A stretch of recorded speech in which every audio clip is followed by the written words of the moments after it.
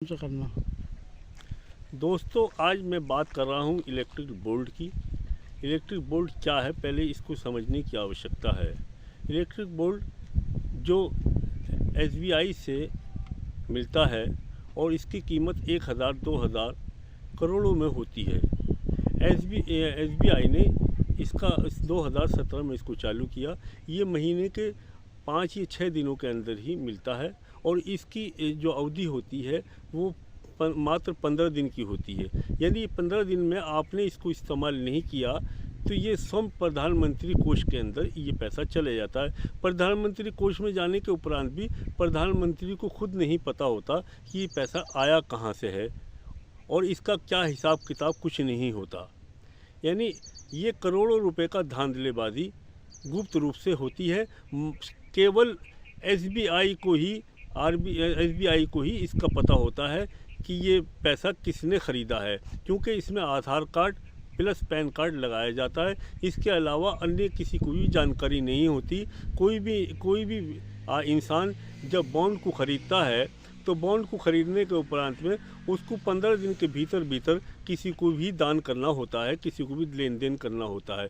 परंतु अब ये देखिएगा, जिस पार्टी को भी वो लेन देन करेगा, बॉन्ड देगा, उसके पास भी उसका कोई ब्यौरा नहीं होगा कि ये पैसा मेरे खाते में किस इंसान ने दिया है।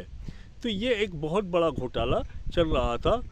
परंतु जब इसको हिंदुस्तान के विशेष वकीलों ने जब इसके ऊपर नज़र गई तो उन्होंने इसके खिलाफ एक याचिका सुप्रीम कोर्ट के अंदर दाखिल करी। जब सुप्रीम कोर्ट के अंदर याचिका दायर हुई तो सुप्रीम कोर्ट की विशेष पीठ ने इस पर तुरंत संज्ञान लिया और सुप्रीम कोर्ट के 5 जजों ने मिलकर इस पर फैसला दिया कि ये जो है बहुत बड़ा घोटाला है और तुरंत इसके ऊपर रोक लगानी चाहिए। उन्होंने मांग की कि जनता को भी तो पता चलना चाहिए कि किस पार्टी को किसने कितना चंदा दिया है। इस बात की ये गोपनीयता ख़त्म होनी चाहिए।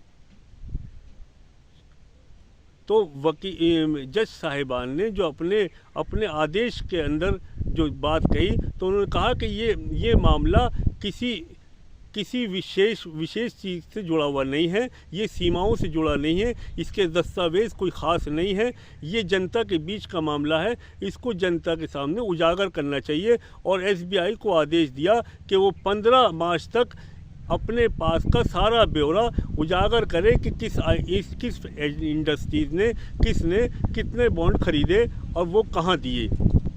तो जब ये मामला खुलकर सामने आया तो पता चला कि जो कंपनियां पहले से ही करोड़ों रुपए के घाटे में चल रही थी, सपोज़ करो कि एक कंपनी 1000 करोड़ के घाटे में थी,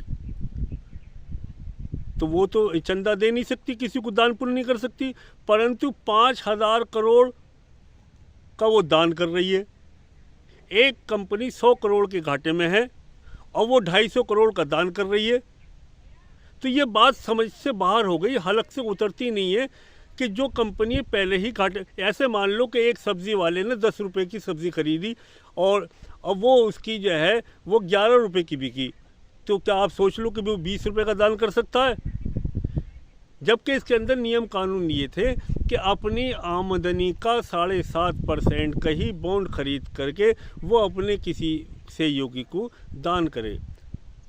अब इलेक्शन का दौर है, इलेक्शन के अंदर बड़ी बड़ी तैयारियां होती हैं, बड़ी बड़ी रैलियां होती हैं, बड़े बड़े हवाई जहाज जेट किराए पे लिए जाते हैं। इनका जो लोग ये लोग कहने के जो राजा बैठे हुए हैं, जो इलेक्शन लड़ते हैं, जो बड़ी बड़ी दल हैं, इनका अपना कोई व्यापार कारोबार तो होता नहीं।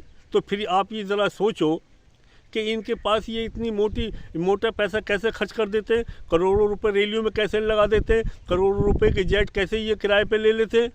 और ये सारे ही दल करते हैं, भाजपा नहीं बल्कि सारे ही दल करते हैं। भाजपा के पास तो बहुत बड़ी तादाद में चंदा इसलिए आया है क्योंकि भाजपा सत्ताधारी सरकार है और सत्ताधारी सरकार पे जो है ये कंपनियां हमेशा से ये रहा है कि बहुत बड़े पैमाने पे इनको चंदा दिया जाता है। लेकिन चंदे का रूप ही बदल गया, यानी जो कंपनियां बहुत मोटे घाटे में हैं, जो 100 करोड़ रुपए के घाटे में कंपनियां पहले ही चल रही हैं, वो 200 करोड़ रुपए का बॉन्ड क्यों दे रही हैं? आखिर इसके पीछे कोई ना कोई काला धन है, किसी न किसी रूप से काला धन पहुंचाया जा रहा है। और बात यहीं तक नहीं ठहरी, जो विदेशी कंपनियां हैं, और रूल यह है कि कोई भी विदेशी कंपनी जापान की हो, किसी अन्य देश की हो, वो भारतीय राजनीतिक दलों को किसी प्रकार का चंदा नहीं दे सकती। लेकिन इन्होंने उसका भी एक रास्ता दूसरा निकाला, यानी चाइना की अगर कोई कंपनी भारत के अंदर निवेश कर रही है, किसी चीज़ का प्रोडक्शन कर रही है, तो चाइना सरकार उसको चंदा देती है, उसको पैसा देती है, और वो मौजूदा सरकार को बॉन्ड के रूप में पहुंचाती है। यानी ये जो गोरख धंधा चल रहा है, इसी पे सुप्रीम कोर्ट ने संज्ञान लिया और ये इलेक्ट्रिक बोर्ड के ऊपर पूरी तरह से प्रतिबंध लगाया। अब इसके घेरे में मौजूदा सरकार भाजपा सरकार भी है, और इसी के घेरे में कांग्रेस भी है, और झूठमूठ जो दल हैं उनको भी कहीं ना कहीं थोड़ा थोड़ा बॉन्ड के रूप में पैसा मिला है। तो समझने की बात यह है कि जब सरकार इतना बड़ा घोटाला कर रही है, तो जनता क्या बेवकूफ़ है? ये ऐसा आपस में साठ-गांठ क्यों बनी? चोर चोर मौसेरे भाई क्यों बने?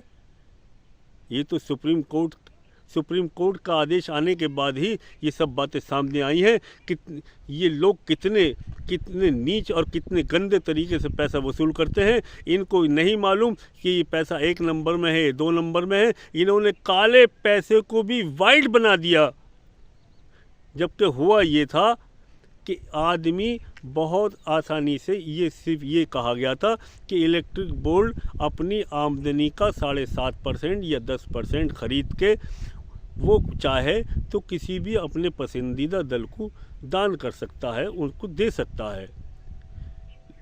लेकिन जब ये बात सामने आई कि जो कंपनियां पहले ही 100 करोड़ के घाटे में चल रही थी, तो उन्होंने 200 करोड़ का इलेक्ट्रिक बोर्ड लेकर कैसे दान कर दिया, इसके पीछे क्या मामला है? तो यहाँ से इनके ऊपर शक की सुई घूमनी चालू हो गई, और यहीं से हमारे देश की सबसे बड़ी अदालत ने इस पर संज्ञान लिया, और 5 जजों की खंडपीठ ने इसके ऊपर फैसला दिया कि ये बिल्कुल गैर संविधानिक और गैर कानूनी है।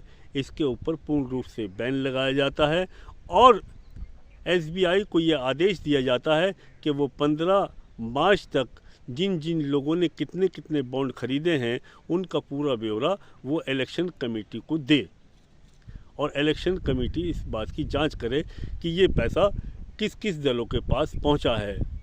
पता चला है कि 85% ये पैसा भाजपा के खाते में गया है, कुछ पैसा कांग्रेस में गया है, और कुछ छुटमुट तमिल के अंदर जो एक पार्टी है उसके खाते में गया है, और थोड़ी अन्य दलों के में ये रेवड़ी बटी है। जांच होने पर ये पार्टियां बहुत बुरी तरह से फंसेंगी और इनके असली चेहरे सामने आएंगे। अब देखना यह है कि सुप्रीम कोर्ट और अदालतें इसको कब पूरी तरह से इनके चेहरों से नकाब हटाती हैं। दोस्तों, ये मेरी जानकारी आपको अच्छी लगी हो, समझ में आई हो, बॉन्ड क्या चीज़ है, इलेक्ट्रिक बोर्ड क्या है, और ये क्या घोटाला है, इसको आपको अगर पूरी तरह से समझिए हो तो प्लीज़ कमेंट करें, चैनल को सब्सक्राइब करें। जय हिंद, जय भारत।